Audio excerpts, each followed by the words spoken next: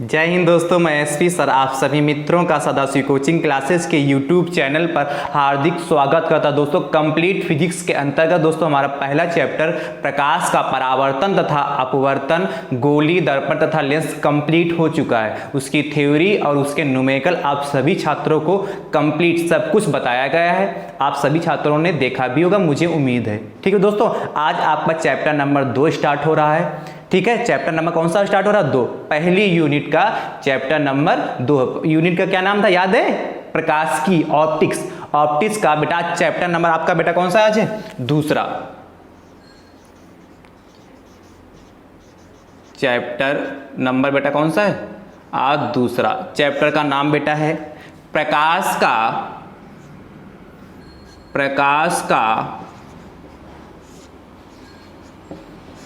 वर्ण विक्षेपण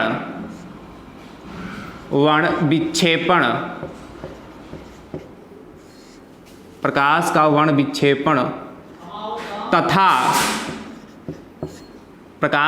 विक्षेपण तथा प्रकीर्णन। प्रकाश का वर्ण विक्षेपण तथा प्रकीर्णन, ये बेटा चैप्टर नंबर हमारा कौन सा है? 2।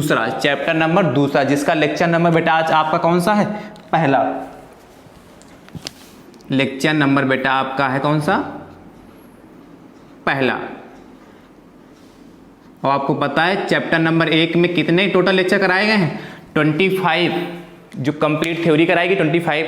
लेक्चर नंबर 1 से 25 तक कंप्लीट थ्योरी कराई गई है और 26 से लगाकर 30 तक न्यूमेरिकल्स कराए गए। यानी कि लेक्चर नंबर 1 से लगाकर लेक्चर नंबर 30 तक कंप्लीट थ्योरी और न्यूमेरिकल आपको चैप्टर नंबर 1 में सिखाया गया। आज आपका चैप्टर नंबर 2 स्टार्ट हो रहा है, प्रकाश का वर्ण विक्षेपण तथा प्रकीर्णन। प्रकाश का वर्ण विक्षेपण तथा प्रकीर्णन चैप्टर नंबर 2 है। उसका लेक्चर नंबर बेटा कौन सा है? पहला है। ठीक है, आज क्लास स्टार्ट करने से पहले आज का मोटिवेशनल कोटेशन है, लक्ष्य न ओझल होने पाए कदम मिला के चल, सफलता तेरे कदम छुएगी आज नहीं तो कल। सफलता तेरे कदम छुएगी आज नहीं तो कल। आपसे क्या है कि लक्ष्य न ओझल होने पाए कदम मिला के चल।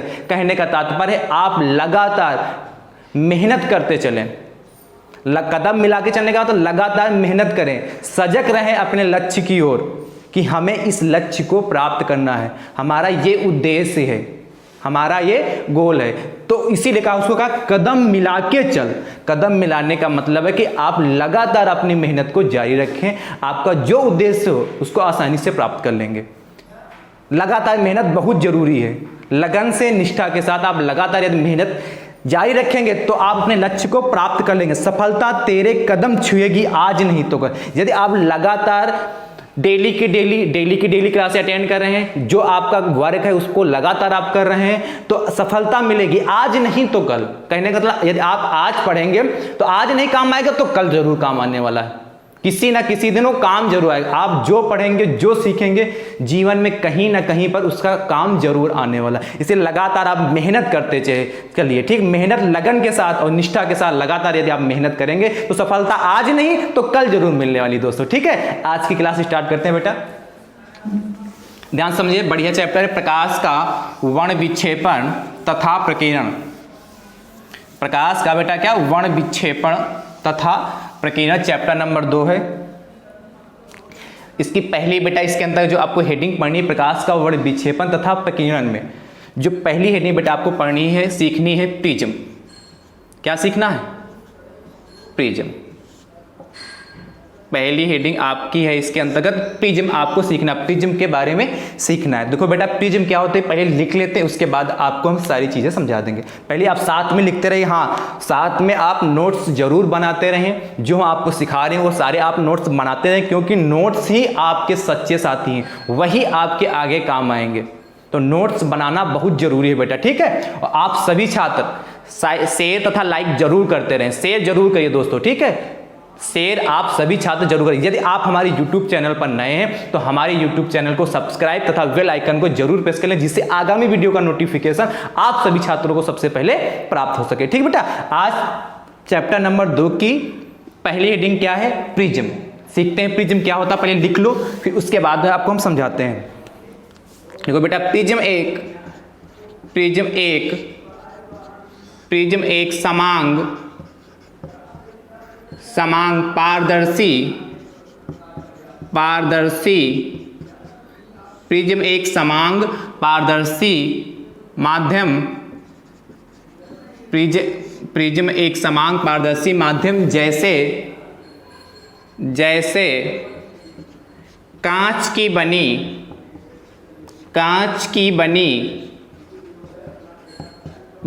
एक ठोस आकृति होती, कांच की बनी एक ठोस आकृति होती है, ठोस आकृति होती है। क्या? प्रिज्म एक समांग पारदर्शी माध्यम जैसे कांच की बनी एक ठोस आकृति होती। तो यहां से ये स्पष्ट होगा प्रिज्म कैसा होता है, ठोस होता है। वो काहे का बना होता है? कांच का बना होता है। प्रिज्म कैसा होता है? ठोस होता है और कांच का बना होता है। ठीक है बेटा, प्रिज्म में किसमें प्रिज्म में 5 पृष्ठ, कितने पृष्ठ होते हैं? 5 पृष्ठ होते हैं। किसमें? प्रिज्म में। इसमें 5 पृष्ठ होते हैं। 3 पृष्ठ बेटा, कितने?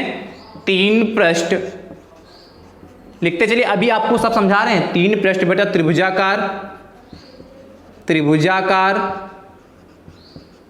एक मिनट 3 पृष्ठ नहीं बेटा, 3 पृष्ठ जो त्रिभुजाकार नहीं, आयताकार। 3 पृष्ठ बेटा आयताकार तथा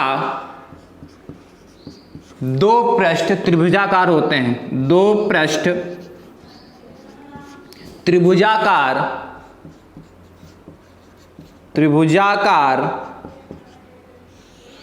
होते हैं।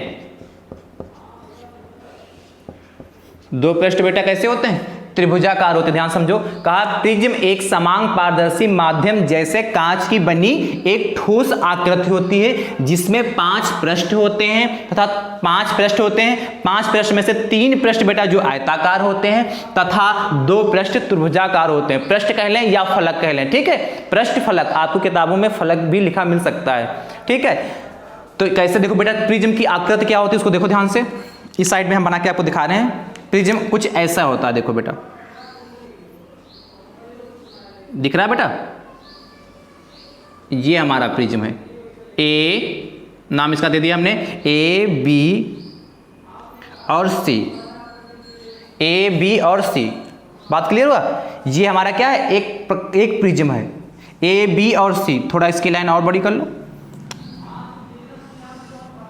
ठीक, ये हमारा क्या होगा? प्रिज्म। एक प्रिज्म क्या? प्रिज्म एक समांग पारदर्शी माध्यम। ये पारदर्शी, जो यहाँ पे कांच की पट्टी लगी वो पारदर्शी होता है। कहने का मतलब यदि हम प्रकाश की किरण इस पे आपतित करेंगे इसके पृष्ठ पर, तो उसका क्या हो जाएगा? अपवर्तन हो जाएगा, यानी कि एक माध्यम से दूसरे माध्यम में प्रवेश कर जाएगी। ठीक है, और फिर दूसरे माध्यम से फिर अगले माध्यम में चली जाएगी।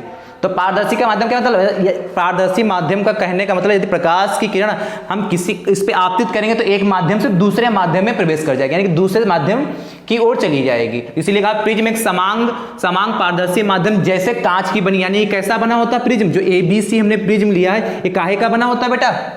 कांच का बना होता है। तो कैसा होगा? कांच का बना होता है। ठीक है, एक ठोस आकृति होती है। कैसा होता है? ठोस होता है। ठीक, उसके आगे इसमें 5 पृष्ठ होते हैं। किसमें? इसमें प्रिज्म में 5 पृष्ठ होते हैं। कैसे? ध्यान से देखो बेटा, ये देखो AB, जो ये ऊपर का साइड का दिख रहा, एक पृष्ठ तो ये हो गया। दूसरा पृष्ठ देखो AC, इस साइड वाला पृष्ठ, 2 पृष्ठ हो गए। तीसरा देखो BC, नीचे का पृष्ठ, तो 3 पृष्ठ हो गए। तो 3 पृष्ठ। ये बेटा जो AB, BC और AC, ये 3 पृष्ठ हुए। ये तीनों पृष्ठ बेटा आयताकार होते हैं। क्या लिखा है? 3 पृष्ठ आयताकार। 5 पृष्ठ होते हैं जिसके कहते हैं, जिसके 3 पृष्ठ कैसे होते हैं? आयताकार होते हैं। तो ABC, तो ये इसमें देखो AB, AC तथा BC, ये कितने? 3 पृष्ठ हो गए। तीनों ये पृष्ठ बेटा कैसे होते हैं? आयताकार होते हैं। तथा कह रहा है तथा दो पृष्ठ त्रिभुजाकार होते हैं। तो दो पृष्ठ त्रिभुजाकार कौन से होते हैं उसको देखो। ये बेटा देखो ए बी सी त्रिभुज बनना, यानी कि इसके ऊपर वाला भाग जो ये दिखा, ये एरिया आपको दिखाई पड़ी ए बी सी, ये दिखा है त्रिभुज का आकार का दिख रहा, तो ये होते हैं त्रिभुजाकार। ये ऊपर का होगा। अच्छा इसके पीछे भी तो एक पार्ट होगा, इसके पीछे भी तो एक पृष्ठ होगा। ये तो आगे वाला पृष्ठ हो गया, ये आगे वाला पृष्ठ होगा, इसके पीछे भी एक पृष्ठ होगा कि नहीं। तो दो पृष्ठ हो गए, एक त्रिभुजाकार हो गए। ए बी सी एक त्रिभुज है, तो एक इसका ऊपर वाला पृष्ठ, एक इसके पीछे वाला पृष्ठ। इसलिए कहा इसमें दो त्रिभुजाकार पृष्ठ होते थे, तीन आयताकार। आयताकार कौन से? ए बी, ये वाली जो पट्टी दिखाई दे रही, और दूसरा कौन सा? बी सी, तीसरा कौन सा? ए सी। ए बी, ए सी और बी सी, तीन ये हो गए आयताकार, और दो कैसे हो गए?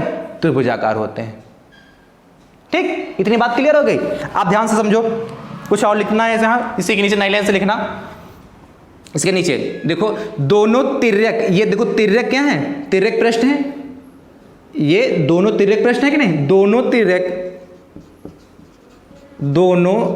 तिर्यक आयताकार पृष्ठ को, तिर्यक आयताकार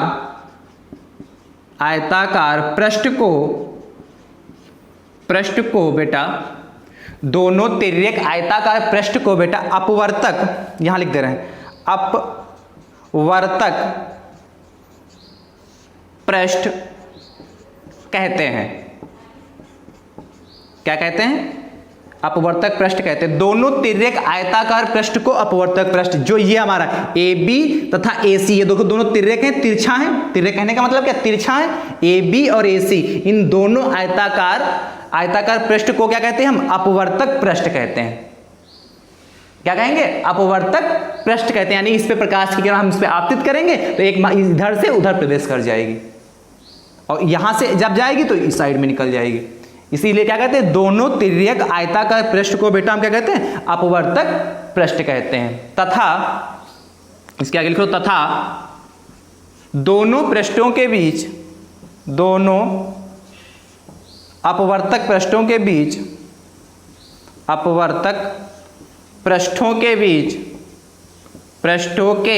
बीच बने कोण को प्रिज्म कोण कहते हैं। क्या कहते हैं बेटा?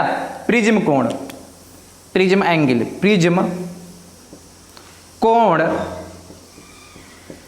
कहते हैं। क्या कहते हैं बेटा? प्रिज्म कोण कहते हैं। प्रिज्म कोण कहते हैं। किसे? प्रिज्म को। इसे कैपिटल ए से प्रदर्शित करते हैं। किसको? प्रिज्म कोण को कैपिटल ए से प्रदर्शित करते हैं। किससे प्रदर्शित करते हैं? इसे का मतलब क्या? प्रिज्म कोण को कैपिटल ए से प्रदर्शित करते हैं। यानी कि ये देखो कहा है, दोनों तिर्यक आयताकार पृष्ठ को अपवर्तक पृष्ठ कहते हैं। ये ए बी और ए सी, ये दोनों कैसे कहलाएंगे? अपवर्तक पृष्ठ कहलाएंगे। ठीक, और तथा दोनों अपवर्तक पृष्ठों के बीच बने कोण को, तो ये अपवर्तक पृष्ठ कौन सा? ए बी तथा ए सी। अपवर्तक पृष्ठ कौन सा बेटा? ए बी तथा ए सी। इन दोनों के बीच जो बेटा हमारा एंगल बनता है, यहाँ पे ये वाला एंगल, इन दोनों के बीच जो बेटा हमारा ये एंगल बनता है, उसे हम कहते हैं बेटा क्या? प्रिज्म कोण कहते हैं। और इसे कैसे लिखते हैं? कैपिटल ए से लिखते हैं। कैसे लिखते हैं बेटा? कैपिटल ए से। देखो ठीक है, ये पृष्ठ ए बी तथा ए सी के बीच जो एंगल बनता है, ये वाला, ये हमारा प्रिज्म कोण कहलाता है। ये इसको कैसे लिखते हैं? ए से प्रदर्शित करते हैं। आई होप, मुझे उम्मीद है आप प्रिज्म समझ गए होंगे। ठीक है, एक बार और देख लेते हैं। क्या कहा? प्रिज्म एक समांग पारदर्शी माध्यम जैसे कांच की बनी एक ठोस आकृति होती है। समांग पारदर्शी माध्यम यानी यदि इस पे हम प्रकाश की किरण आपतित करेंगे तो एक माध्यम से दूसरे माध्यम में प्रवेश कर जाएगी। यह समांग पारदर्शी माध्यम हो गया। कांच की बनी तो कैसी होती है? ये जो प्रिज्म हमारा होता है कैसा बना होता है? कांच का बना होता है। दूसरी बात हो गई। फिर कह रहे हैं इसमें कितने पृष्ठ होते हैं? 5 पृष्ठ। प्रिज्म में कितने पृष्ठ होते हैं? तो आप बेटा जवाब देंगे 5 पृष्ठ होते हैं। 3 पृष्ठ कैसे होते हैं? आयताकार। 3 पृष्ठ कैसे होते हैं? आयताकार। 1 2 3। ये पृष्ठ ए बी AC तथा BC ये तीनों पृष्ठ आयताकार होते हैं, दो पृष्ठ कैसे होते हैं, त्रिभुजाकार होते हैं। कौन सा ABC, ये पूरा जो ऊपर का एरिया त्रिभुज के आकार का दिख रहा ये होता है त्रिभुजाकार, और इसके पीछे एक होगा वो, तो दो पृष्ठ कैसे होंगे, त्रिभुजाकार होते हैं। दोनों तिर्यक रेखाओं, ये जो आपकी AB तथा AC, इन दोनों तिर्यक रेखाओं को हम क्या कहते हैं, अपवर्तक पृष्ठ कहते हैं। इन दोनों अपवर्तक पृष्ठों के बीच जो एंगल बनता है उसे प्रिज्म कोण कहते हैं। आई होप आप सभी छात्रों को इतनी बात क्लियर हो गई। नोट कर लो फटाक से बेटा, जल्दी से नोट करो।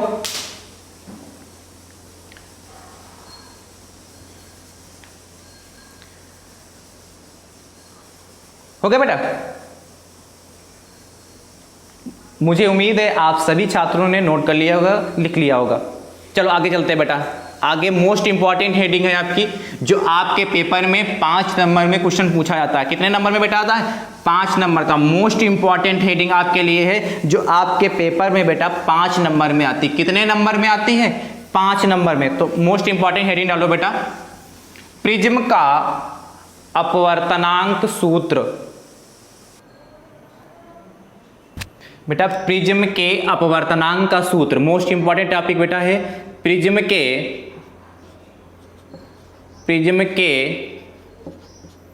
अपवर्तनांक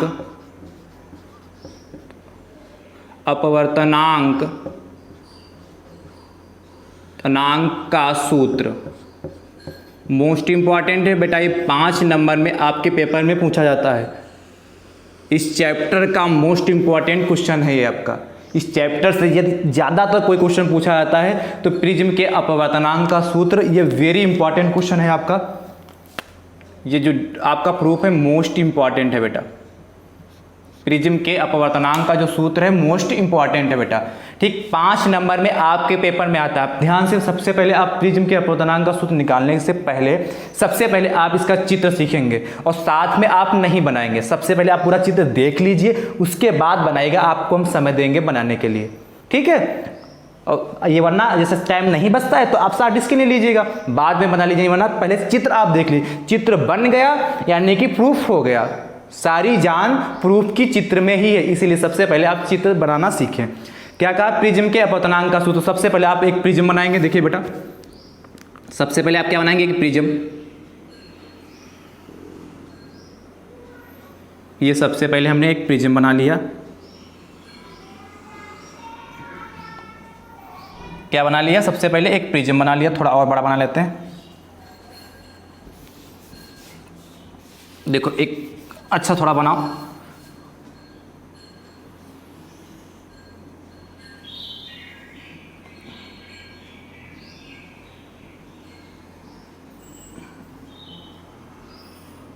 ठीक बेटा, बढ़िया बना। हाँ ठीक, एक प्रिज्म बन गया बेटा। कौन सा, इसका नाम क्या होगा हमारा, ABC। जो हम बनाएंगे वही लैंग्वेज आपको चित्र में भी लिखनी है, सेम लैंग्वेज रहेगी। जैसे हम जो बनाएंगे वो लिखना है। आपने एक प्रिज्म कौन सा ले लिया, ABC, जिसका प्रिज्म कोण क्या है, A है। एक प्रिज्म आपने ABC ले लिया, जिसका प्रिज्म कोण बेटा कितना है, A है। प्रिज्म पर एक हम प्रकाश की किरण इस पर आपतित करते हैं। ध्यान से देखो बेटा, प्रिज्म पर हमने एक प्रकाश की किरण ये आपतित की, इसका नाम दे दिया हमने P, प्रकाश की किरण का नाम P और Q। प्रकाश की किरण का नाम क्या होगा, PQ। जैसे ही हमने इस प्रकाश की किरण प्रिज्म पर आपतित करते हैं, चूंकि प्रिज्म कांच का बना होता है तो चूंकि पारदर्शी होता है, इसलिए क्या यहां से इसका अपवर्तन हो जाता है। क्या हो जाता है, अपवर्तन हो जाता है। तो अपवर्तन होने से देखो कहां चली जाती है, अपवर्तन होगा ना यहाँ पे, तो ये यहाँ पे देखो इसका अभिलंब होगा। ध्यान से देखो, ये अभिलंब यहां से होगा ना, ये अभिलंब होगा और यहां से इसका अपवर्तन होगा। देखना बेटा, ये अपवर्तन हो गया। ठीक, किरण कौन सी ली थी हमने, PQ किरण ली थी। कौन सी किरण ली थी, PQ किरण ली थी, प्रिज्म पे आपतित की, और जैसे प्रिज्म पे आपतित होती तो यहां से इसका अपवर्तन हो जाए। इसका नाम देते PQR हो गया। क्या नाम होगा, PQR। अच्छा, तो पुनः एक कांच का प्रश्न मिल गया हमको, पुनः एक प्रश्न मिल गया, तो यहां से इसका पुनः फिर अपवर्तन हो जाएगा। पुनः यहां से फिर क्या होगा, अपवर्तन हो जाएगा। तो यहां पे भी तो अभिलंब होगा, मान लेते हैं ये अभिलंब हमारा है, ये दोनों कहीं पे काट रहे हैं, इसका नाम देते हैं ई। ठीक, और यहां से भी इसका क्या हो गया बेटा, हमारा अपवर्तन हो गया। दिखा, यहां से भी बेटा हमारा क्या होगा, ये अपवर्तन हो गया, इसका नाम क्या होगा, पी क्यू। ये बेटा हमारा आर हो गया और ये बेटा हमारा क्या होगा, एस। ठीक, ये हमारी किरण कौन सी, पी क्यू है। पी क्यू किरण हमने किसी प्रिज्म पर आपतित की, उसका अपवर्तन हो गया और पुनः उसका अपवर्तन हुआ तो कितना, आर एस हो गया। इसको बोलेंगे हम बेटा आपतित किरण। ये जो हमारी क्यू आर कहलाएगी, अपवर्तित किरण कहलाएगी। और चूंकि प्रिज्म से पुनः इसका अपवर्तन हुआ है तो किरण ये बाहर निकली है प्रिज्म से, इसलिए इसको निर्गत किरण बोलेंगे। क्या बोलेंगे, निर्गत किरण। क्योंकि प्रिज्म से ये किरण बाहर निकली इसलिए आर एस किरण को क्या कहेंगे, निर्गत किरण कहेंगे। आई होप इतनी बात क्लियर बेटा, बोलो इतनी बात क्लियर हो गई। आप ध्यान से समझो, इधर देखो बेटा, ये एंगल देखो कितना है, पी क्यू। ये हमारी आपतित किरण है, ये हमारी पी क्यू आपतित किरण है और पी क्यू, ये हमारा अविलंब है। तो आपतित किरण तथा अविलंब के बीच कौन सा एंगल बनता है, आपतन कोण बनता है। इसीलिए इसको क्या बनेगा हमारा, ये आपतन कोण आई कहलाएगा। क्या कहलाएगा बेटा, ये आपतन कोण आई कहलाएगा। यहां तक बात क्लियर, कोई दिक्कत। इसी प्रकार देखो, ये अपवर्तित किरण है और ये हमारा बेटा अभिलंब है। अपवर्तित किरण तथा अभिलंब के बीच कौन सा एंगल बनता है बेटा, अपवर्तन कोण आर। तो ये क्या कहलाएगा बेटा, हमारा अपवर्तन कोण आर कहलाएगा। कोई दिक्कत, यहां तक कोई समस्या, ठीक है। अब देखो बेटा, यहां देखो, ये हमारा अभिलंब होगा और ये हमारी निर्गत किरण होगी। अभिलंब तथा निर्गत किरण के बीच जो बेटा कोण बनता है वो आई बनता है, आई डैश। उसको क्या बोलते हैं, आपतन कोण ही बोलते हैं, निर्गत कोण बोलेंगे बेटा। थोड़ा इसको बड़ा कर लो जिसमें एंगल दिखने लगे। ये हमारा क्या था, एस था। ठीक, तो ये बेटा हमारा जो एंगल कहलाएगा कौन सा, ये अभिलंब बेटा हो गया हमारा, ये अभिलंब हो गया जाके। और ये हमारी क्या हो गई, ये अभिलंब है, ये हमारी निर्गत किरण। तो अभिलंब और निर्गत किरण के बीच जो कोण बनता है निर्गत कोण कहते हैं, उसे आई डैश से प्रदर्शित करते हैं। अभिलंब और निर्गत किरण के बीच जो कोण बनता है उसको हम आई डैश से प्रदर्शित करते हैं। ठीक है, और ये देखो अपवर्तित किरण थी, एक तरीके अपवर्तित किरण है ना, और ये अभिलंब। तो अपवर्तित किरण और अभिलंब के बीच जो एंगल बनता है उसको अपवर्तन कोण कहते हैं और इसको प्रदर्शित करते हैं आर डैश से। क्योंकि एक बार आर आ चुका है इसीलिए इसको हमने क्या मान लिया, आर डैश मान लिया। कोई समस्या बेटा, एक बार एंगल और समझ लो। हमने क्या किया, एक आपतित किरण तथा अभिलंब के बीच आपको पता है एंगल कौन सा बनता है, आई, आपतन कोण आई बनता है।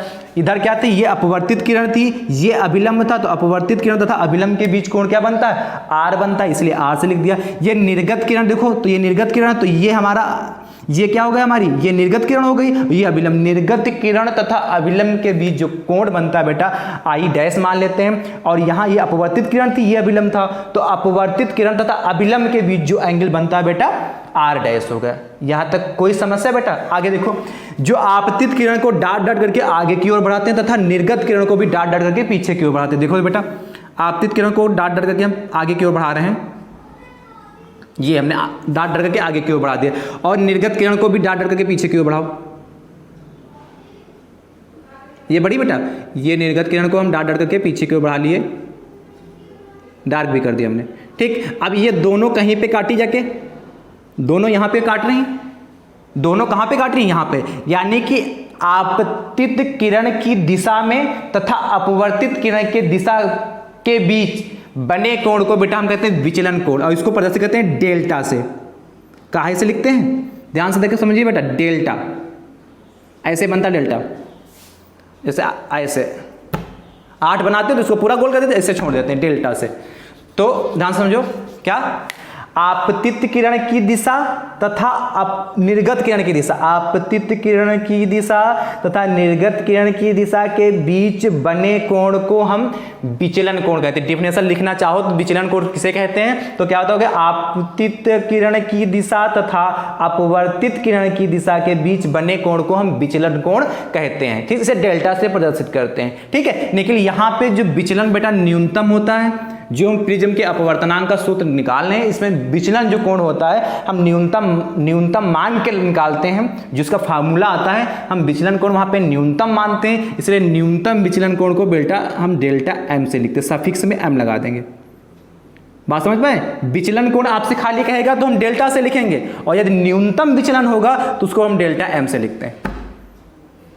ठीक, विचलन कोण किसे कहते हैं, डेल्टा से, और न्यूनतम विचलन किसे कहते हैं, डेल्टा एम। तो यहाँ पे न्यूनतम विचलन हम मानते हैं, न्यूनतम विचलन को मानकर ही ये प्रूव किया जाता है। देखो बेटा कैसे, इतनी बात क्लियर हो गई। इसका नाम देते जहां पे दोनों किरणें आपस में काट रहे हैं, जो डार्क के पीछे बढ़ाया था उसका नाम हमने दे दिया डी। क्या नाम दे दिया, डी। ये आपका बेटा कंप्लीट चित्र तैयार हुआ जाके, क्या हुआ, ये आपका कंप्लीट चित्र तैयार हो गया। अब इसको आप बना लीजिए, फटाक से बनाइए बेटा, फटाक से। और इसमें कहीं पे भी कोई भी समस्या हो तो आप तुरंत कमेंट करके बताइए। दोस्तों आप सभी छात्र शेयर करते हुए चले, शेयर करिए बेटा, आपका काम है शेयर करना। कोई वीडियो देखे या ना देखे, आप अपना कर्तव्य कीजिए। हो गया, मुझे उम्मीद है आप सभी छात्रों ने चित्र को बना लिया होगा। अब देखो बेटा लैंग्वेज कैसे लिखेंगे, लैंग्वेज चित्र को देखकर ही लिखेंगे। कैसे बेटा, वो माना एक प्रिज्म ए बी सी है, माना एक प्रिज्म ए बी सी है जिसका प्रिज्म कोण कितना है, इस एंगल को क्या कहते हैं, प्रिज्म कोण ए है। माना एक प्रिज्म ए बी सी है जिसका प्रिज्म कोण ए है। आपतित किरण पी क्यू, आपतित किरण पी क्यू तथा आपतन कोण आई है। अपवर्तित किरण क्यू आर, ये क्यू आर अपवर्तित किरण है, अपवर्तित किरण क्यू आर तथा अपवर्तन कोण आर है। अपवर्तित किरण क्यू आर तथा अपवर्तन कोण आर है। निर्गत किरण आर एस, निर्गत किरण आर एस, निर्गत किरण आर एस तथा विचलन कोण, न्यूनतम विचलन कोण डेल्टा एम है, तथा न्यूनतम विचलन कोण डेल्टा एम है। लिख लीजिए, लैंग्वेज समझ में आ जाएगी। एक बार भी फिर बता देंगे, लिखो माना, माना लैंग्वेज आप बेटा साथ में लिख सकते हैं। माना एक प्रिज्म ए बी सी है, माना एक प्रिज्म ए बी सी है जिसका जिसका जिसका प्रिज्म कोण कैपिटल ए है। आपतित किरण पी क्यू बेटा, आपतित किरण पी क्यू कामा अपवर्तित किरण, अपवर्तित ऐसे लिखो, अच्छा आपतित किरण पी क्यू तथा आपतन कोण, आपतन कोण, आपतन कोण बेटा कितना, आई है। ठीक, आगे अपवर्तित किरण, अपवर्तित किरण कौन सी बेटा, क्यू आर, इसका अपवर्तन ही तो हुआ था, तो अपवर्तित किरण क्यू आर तथा अपवर्तन कोण, अपवर्तन कोण कितना बेटा, अपवर्तन कोण आर है, अपवर्तन कोण आर है। यहां तक क्लियर, आगे बढ़ो। अपवर्तन कोण आर है। निर्गत किरण, निर्गत किरण कौन सी बेटा, आर एस, निर्गत किरण आर एस तथा विचलन कोण, न्यूनतम विचलन कोण, न्यूनतम विचलन कोण डेल्टा एम है। ये आपकी कंप्लीट लैंग्वेज होगी, न्यूनतम विचलन कोण डेल्टा एम है। ठीक है, माना एक प्रिज्म ए बी सी है, आपतित किरण पी क्यू तथा आपतन कोण आई है, अपवर्तित किरण क्यू आर तथा अपवर्तन कोण आर है, निर्गत किरण आर एस तथा विचलन कोण डेल्टा एम है। ये आपकी कंप्लीट लैंग्वेज हो गई। ठीक बेटा, आगे समझो बेटा। अब थोड़ा एक एंगल इस चित्र में, दो एंगल और आपको और देखना। ये एंगल बेटा बताओ कितना होगा, ये एंगल जो हम ब्लू से बना रहे हैं अभी देखना बेटा, ये इतना एंगल बताओ बेटा कितना होगा, ये वाला, और इधर ये वाला बताओ। हमने ब्लू से जो बनाया ये एंगल बेटा बताओ कितना होगा। ध्यान से देखो, एक किरण आपकी ऐसे जा रही है, ये आपका अभिलंब हो गया, और ये आपका क्या होगा जाके, ये अभिलंब गया, ये आपतित की है और ये डार्क के पीछे बढ़ाया, यानी कुछ ऐसे बनना, क्रॉस यहाँ पे बनना। तो ये बेटा हमारा आई है, और आपको पता है ये कैसे कोण होते हैं, शीर्षाभिमुख कोण होते हैं कि नहीं। जब दो रेखाएं, तिर्यक रेखाएं आपस में काटती है तो इनके जो शीर्षाभिमुख कोण होते हैं आपस में बराबर होते हैं। ये तो आप पहले जानते थे, थ्योरम 9th हाई स्कूल में आप सीख चुके हैं ना। तो ये शीर्षाभिमुख कोण आपस में बराबर होते हैं, इसलिए ये आई तो बेटा ये भी आई होगा। यानी कहने का मतलब ये पूरा जो ब्लू और ब्लैक वाला पूरा आई होगा कि नहीं होगा, होगा कि नहीं बेटा, ये पूरा आई होगा, क्योंकि देखो सेम ऐसे ही बना, तो ये आई तो ये भी पूरा आई होगा। अच्छा ये आई होगा क्योंकि इसमें से क्या ये लाइन गई, ध्यान समझिए, पूरा तो आई होगा लेकिन लाइन गई, इसमें से इतना आर है, इतना क्या ये आर है और ये पूरा आई है। यदि इतना आर है और ये पूरा आई, तो आई में से यदि हम आर को घटा दें तो ये हमारा पता चल जाए ये एंगल कितना होगा। नहीं समझे, जैसे हम ये मान लेते हैं पूरा ये 30 डिग्री है, आई बराबर 30 है और आर हमारा 10 है, आर कितना हमारा 10 है, तो हम पूछे बेटा ये कितना होगा, ये वाला एंगल, ये इतना आर है ना, आर इतना 10 आपको पता है, और हम पूछ रहे हैं ये इतना एंगल जो डार्क कर दिया खूब बड़ा सा, ये कितना होगा, तो आप कहेंगे सब 30 में से 10 को घटा दीजिए, तो 30 क्या आई यानी कि आई और 10 क्या आर यानी कि आई माइनस आर, तो ये कितना बेटा हो जाएगा आई माइनस का आर। कोई दिक्कत इतनी, आई माइनस का आर हो गया। सेम इसी यही कंडीशन उधर भी है। देखो बेटा ये आई डैश है, ये भी देखो दो तिर्यक रेखाएं हैं आपस में काट रही तो इनके शीर्षाभिमुख कोण बराबर होंगे, इसीलिए ये कितना होगा आई डैश है, तो ये आई डैश, तो ये पूरा कितना हो जाएगा आई डैश, उसमें से इतना कितना आर डैश, इतना कितना आर डैश, तो इतना कितना हो जाएगा, यदि आई डैश में से आर डैश घटा दें तो इतना मिल जाएगा। सेम जैसे इसमें किया था आई डैश माइनस का आर डैश। यदि आपको समझ में आया तो वीडियो रिपीट करके देख लीजिए, क्लियर हो जाएगा। I dash minus R dash, ये आई टोटल था, ये हमारा को टोटल आई होगा, उसमें से इतना आर है, तो यदि हम आई में से आर घटा देंगे तो आई माइनस आर मिल जाएगा। दो एंगल ये आप चित्र में और बढ़ा लीजिए, अब आपका कंप्लीट चित्र हो गया। ठीक है, लैंग्वेज समझ गए, लिख गए। आप प्रूफ की ओर चलते हैं बेटा, ध्यान से देखो, प्रूफ बहुत अच्छा है, आसान है।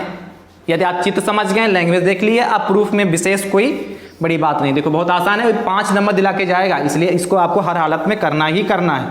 देखो बेटा आपको सबसे पहले दिखाई पड़ा होगा चतुर्भुज, चतुर्भुज लिख लो, अच्छा हिंदी में लिख लो अच्छा चलो बना देते हैं। कौन सा ए बी, कहाँ गए ए, चतुर्भुज कौन सा दिखा, ए क्यू ई आर दिखा, ए क्यू ई आर, क्या ए क्यू ई आर दिख रहा है कि नहीं, ए क्यू ई आर चतुर्भुज दिख रहा है। इसमें देखो बेटा ध्यान से देखो, कोण Q बराबर कोण R बराबर 90 डिग्री, कोण Q और कोण R कितना होगा बेटा 90 डिग्री हो जाएगा। ये एंगल देखो, ये पूरा देखो ए क्यू ई आर लिया, चतुर्भुज यही तो लिया ए क्यू ई आर, तो ये 90 होगा कि नहीं होगा इतना। भाई देखो इधर देखो, ये हमारा बना है कुछ ऐसे, जो नीचे वाला बना इतना, ये हमारा क्यू है यहाँ पे, ये आर है हमारा पर, यहाँ पे ए है, यही तो बना है ए क्यू। अच्छा इसको हटाओ, ये बीच वाला हटाओ, इसको बना लो चतुर्भुज, ये आपने लिया ठीक, और ये हमारा क्या है अभिलंब है, आगे की यही तो बढ़े, तो ए क्यू ई आर लिया ना, ई ये है, तो हमने कहा ये एंगल देखो, ये अभिलंब है, तो ये एंगल 90 डिग्री होगा, क्यों होगा कि नहीं होगा, क्योंकि ये अभिलंब है ना, यहाँ से अभिलंब पड़ रहा ना, तो अभिलंब बनेगा तो ये 90 डिग्री तो पड़ेगा, लंब है ना अभिलंब, तो 90 हो जाएगा। इसी प्रकार ये भी तो अभिलंब है, ये भी अभिलंब डाट डाट करके अभिलंब भी तो बना है ये, तो अभिलंब ये भी होगा, तो इसीलिए तो ये भी तो 90 होगा आपका, होगा कि नहीं होगा, इसलिए कोण Q कोण R बराबर 90 डिग्री हो गए। ठीक है, इतनी बात क्लियर हो गई, 90 हो गई। अब देखो आपको कोण A प्लस कोण E, A प्लस E ऐसे लिख लो, A प्लस E बराबर बेटा कितना हो जाएगा 180 डिग्री।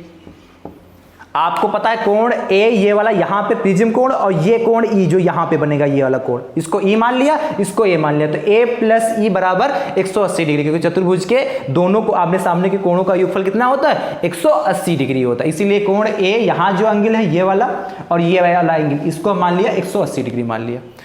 कोण Q कोण बराबर कोण R बराबर 90 डिग्री, A प्लस E बराबर कितना 180 डिग्री, इसको समीकरण नंबर बेटा 1 दे देते हैं, इसको समीकरण नंबर 1 दे दिया। क्लियर, कोई दिक्कत बेटा। आप देखो आपको त्रिभुज दिखाई पड़ेगा, त्रिभुज बेटा आपको दिखाई पड़ा होगा, देखो Q E R में, चतुर्भुज A Q E R में यहां हो गया था। अब देखो त्रिभुज Q E R Q E R, आपको पता है त्रिभुज के तीनों कोणों का योगफल बेटा कितना होता है 180 डिग्री होता है, इसीलिए कोण आर प्लस कोण आर डैश, और ये एंगल कितना है इसको हमने ई माना है, प्लस का ई बराबर 180 डिग्री हो जाएगा। कोई दिक्कत? इक्वेशन नंबर 2, यहां तक कोई समस्या तो बोल लो बेटा। इक्वेशन नंबर 2 लिखा है, समीकरण नंबर 2 हो गया। कोई समस्या? हमने कहा त्रिभुज कौन से, क्यू ई आर, आपको पता है त्रिभुज के तीनों कोणों का योगफल कितना होता है 180 डिग्री होता है कि नहीं, इसलिए R plus R dash plus का ई, आर डैश प्लस का ई, ये कितना होगा 180 डिग्री। अब देखो समीकरण आपको 1 दिखाई पड़ा होगा, समीकरण 2 दिखाई पड़ा, पढ़ रहा कि नहीं पढ़ा? तो समीकरण 1 तथा समीकरण 2 के देखो आरएचएस पार्ट आपस में बराबर है, इधर भी 180 डिग्री इधर भी 180 डिग्री, तो दोनों के जब आरएचएस पार्ट बराबर होते हैं तो उनके एलएचएस पार्ट भी बराबर हो जाते हैं। तो क्या लिखोगे, समीकरण 1 व समीकरण 2 से, समीकरण 1 व समीकरण 2 से, ध्यान से देखो बेटा क्या हो जाएगा, ये आपस में बराबर है तो ये भी आपस में बराबर होंगे, ए प्लस ई बराबर क्या, R plus R dash plus का ई, इधर का एलएचएस के बराबर हो, जब आरएचएस के बराबर तो एलएचएस के बराबर, ए प्लस ई बराबर आर प्लस का आर डैश प्लस का ई हो गया। या कह सकते हैं क्या, ए इसके स्थान पर R plus R dash plus E, ये हो गया हमारा, और ये इसके बराबर हो चुके, एलएचएस बराबर है आपस में, ये आरएचएस और ई बराबर है तो एलएचएस भी आपस में बराबर हो जाएंगे। कोई दिक्कत यहां तक? बोलो यहां तक कोई समस्या बेटा? नहीं? या कह सकते हैं 180 है, इसकी वैल्यू ये वैल्यू उठा के यहां रख दिया, किसी भी कंडीशन से देख लीजिए ये दोनों बराबर ही आएंगे। अब देखो बेटा इधर भी ई इधर भी ई, ये कैंसिल हो गए, तो हमारे पास बचा जाके ए बराबर आर प्लस आर डैश, ए बराबर आर प्लस आर डैश, ठीक है। यदि लिखोगे यदि विचलन कोण, क्या यहां लिखोगे, यदि विचलन कोण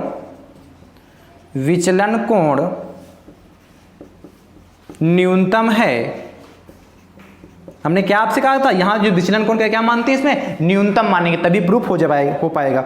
यदि विचलन कोण न्यूनतम है तो, या हो तो, यदि विचलन कोण न्यूनतम है तो क्या होगा बेटा, कोण आई जो बेटा आपका होता है वो आई डैश के बराबर हो जाता है, कोण आई डैश के बराबर, और कोण बेटा जो आर होता है वो आर डैश के बराबर हो जाएगा। क्या, कोण आई बराबर आई डैश के तथा कोण आर बराबर आर डैश की, ये दोनों वैल्यू उठाकर जो यहाँ पे आर डैश है उसके स्थान पर हम आर लिख सकते हैं, क्योंकि आर डैश किसके बराबर है, आर के, इसलिए आर डैश के स्थान पे आर लिख सकते हैं। तो यहाँ पे लिख रहे हैं बेटा, ये हम इधर यहाँ पे लिख रहे हैं कितना, ए बराबर आर और प्लस का आर डैश है तो आर प्लस का आर डैश के स्थान पे बेटा हम क्या लिखेंगे, आर, तो ए बराबर आर प्लस आर, तो कितना हो गया बेटा, इस साइड में हम रेड कलर से लिखे दे रहे हैं यहां पे, तो ए बराबर कितना हो जाएगा, ए बराबर, ध्यान समझो, आर प्लस आर यानी कि कितना 2r, आर प्लस आर कितना 2r हो जाएगा, तो यहां से बेटा आर बराबर कितना हो जाएगा, a/2,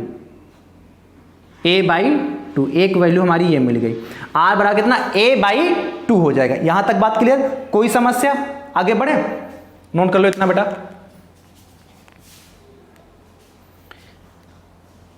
ठीक है, मुझे उम्मीद है आपने नोट कर लिया होगा। आगे बढ़े बेटा, ये हम ज़कर मिटा रहे हैं, ठीक, अब ध्यान समझो, यहां तक काम हो गया, अब आगे समझो, आगे देखो बेटा, इसको ध्यान रखना, ये इसके बाद यही था, ये नोट करना था, जो यहां नोट किया था उसके बाद ये नोट करना था, इसको भी ध्यान रखना यहीं पे। अब देखो आपको दिख रहा होगा त्रिभुज, अलग से हम बना के दिखाए हैं त्रिभुज, ये डॉटेड बनना है, इसे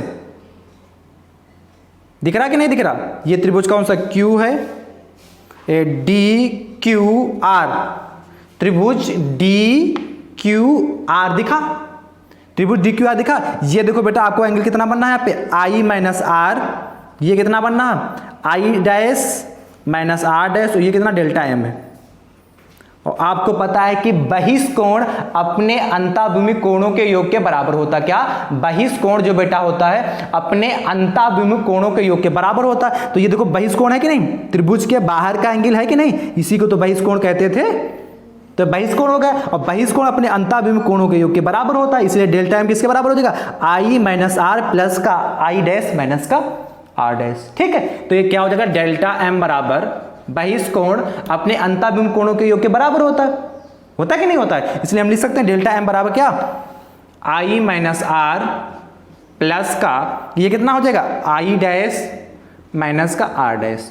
तो यानी कि डेल्टा एम बराबर, ठीक है, ये आई माइनस आर हो गया प्लस का, ध्यान से समझना, अभी आपने यहां पे क्या लिख रहा था, चूंकि विचलन कोण कितना था, न्यूनतम था, चूंकि विचलन कोण कैसा था, न्यूनतम था, तो आई बराबर आई डैश आपने लिखा था, अभी आप कॉपी में देखिए आपने नोट किया होगा, और आर बराबर कितना, आर डैश, आई बराबर आई डैश, आर बराबर आर डैश, आपने अभी कॉपी में नोट किया था कि नहीं, यही तो होता था। तो जहां पे आई डैश है उसके स्थान पे हम आई लिख सकते हैं, और जहां पर आर डैश वहां उसके स्थान पे क्या लिख सकते हैं, आर। तो कितना हो जाएगा, आई डैश के स्थान पे आई हो गया, और माइनस आर डैश के स्थान पे हम क्या लिख सकते हैं, आर। तो ये आर हो गया जाके, ठीक बेटा। अभी तो आपने लिखा था यदि विचलन कोण न्यूनतम है तो आई बराबर आई डैश, आर बराबर आर डैश, तो आई डैश के स्थान पे हमने आई लिख लिया और आर डैश के स्थान पर आर लिख लिया। तो डेल्टा एम बराबर कितना हो गया बेटा, देखो ये आई और ये आई, तो 2i हो गया, और ये माइनस का आर तो माइनस का 2r। तो डेल्टा एम बराबर बेटा देखो, तो यहाँ से 2 कॉमन ले, यहाँ देखो 2r हो गया, अभी आपने देखो यहाँ से 2i ये हो गया बेटा, और 2r देखो बेटा, 2r किसके बराबर है, 2r किसके बराबर, a के। तो जहां पे 2r है उसके स्थान पर हम a लिख सकते हैं। यहां से देखो 2r किसके बराबर, a के, तो 2r के स्थान पे हमने कितना लिख लिया, a। यहां 2r किसके बराबर, a, इसलिए 2r के स्थान पर a लिख लिया। कोई समस्या बेटा यहां तक नहीं। आप देखो यहां से 2i बराबर निकाल लो, तो जब 2i बराबर निकालेंगे तो इसको इधर उठा के लाएंगे, यानी कि इसको इधर उठा लाओगे तो a प्लस डेल्टा एम हो जाएगा। भाई ये माइनस का था, इसको उठा के इधर लाए तो प्लस का हो गया, और ये प्लस का डेल्टा एम था, बराबर कितना 2i। अब यहां से बेटा i बराबर निकाल लो, यहां से क्या निकाल ले बेटा, i बराबर, ध्यान से देखो i बराबर कितना हो जाएगा यहां से बेटा, a प्लस डेल्टा एम अपान 2। जो चीज गुणे में होती है वो बेटा कहां जाती है, बटे में। जो चीज गुणे में होती वो चीज कहां जाती है, बटे में जाती है। तो कोण R निकल आया, कोण I निकल आया। ज्ञात क्या करना था, प्रिज्म के अपवर्तनांक का सूत्र, और आपको पता है अपवर्तनांक का सूत्र स्नेल के नियम से ही आता है। इसके बाद क्या लगा लोगे, स्नेल के नियम से, बस थोड़ा बचा, स्नेल के नियम से,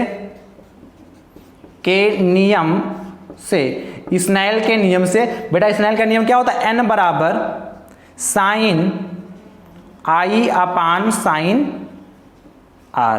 n बराबर बेटा क्या होता था, n बराबर sine I upon sine R। यहां पे हम लिखे दे रहे हैं इस साइड में।